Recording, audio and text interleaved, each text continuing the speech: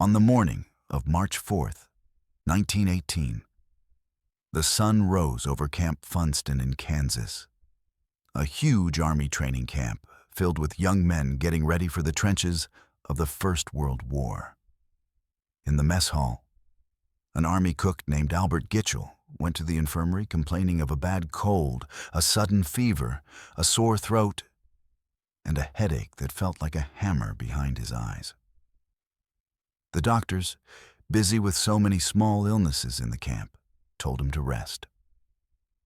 By noon, more than 100 soldiers were waiting outside that same infirmary with the exact same symptoms.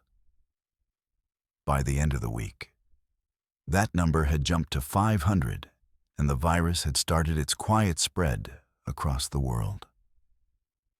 This should have been the warning that made the world stop and listen. But people were distracted.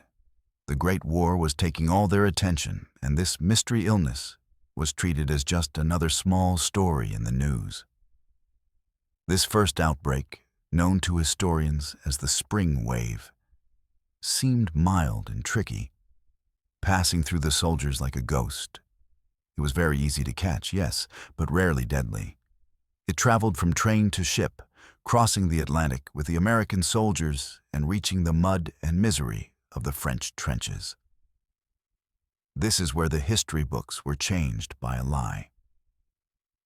As the virus spread through the front lines, it did not choose sides, hitting the British, the French, the Germans, and the Americans just as hard.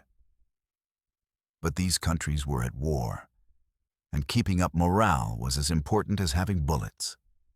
To admit that a disease was killing so many soldiers would show weakness, something no general wanted to do. So, the censors got to work. Newspapers in London, Paris, and Berlin were not allowed to print a single word about the illness, hiding the truth under stories of battles won and lost. But there was one country in Europe that was not at war. Spain was neutral. Its press was free, uncensored, and honest. When the virus reached Madrid, infecting millions, including King Alfonso XIII himself, the Spanish newspapers printed the headlines the rest of the world was hiding. They reported the empty streets, the overcrowded hospitals, and the growing panic.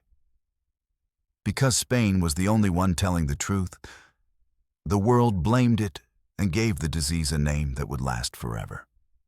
The Spanish flu. Look here. It was a historic, unfair blame.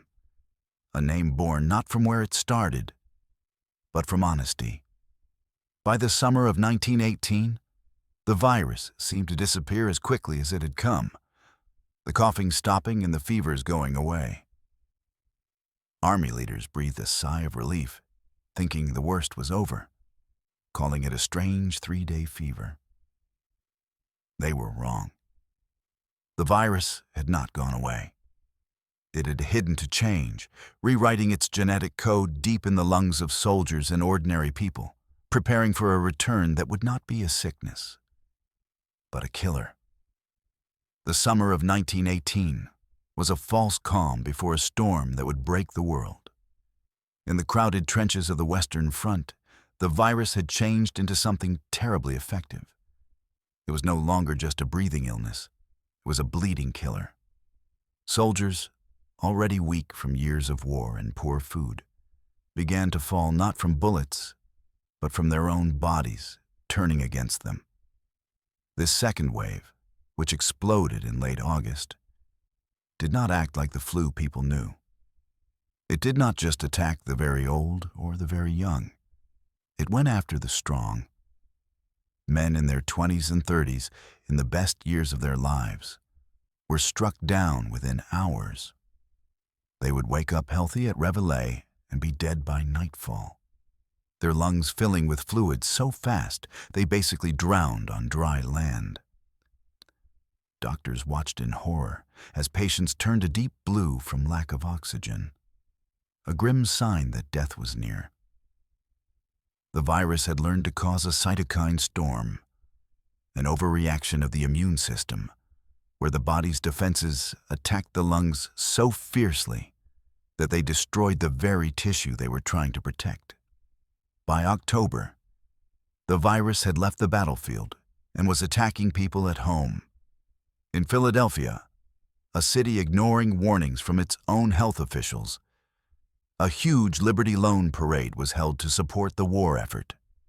Within days, the city's hospitals were overflowing, and the streets were silent except for the sound of carts collecting the dead. Morgues were overwhelmed, and bodies were stacked on porches like firewood. Because there were no coffins left to bury them, schools, theaters, and churches were closed, and public gatherings were banned. But the virus moved faster than any order. Panic spread. People wore gauze masks that offered little protection, hoping a piece of cloth could stop an invisible enemy. The fear was everywhere.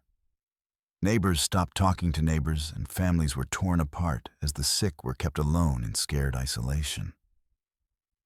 The world, already hurt from the wounds of the Great War, was now bleeding from the inside, losing more lives.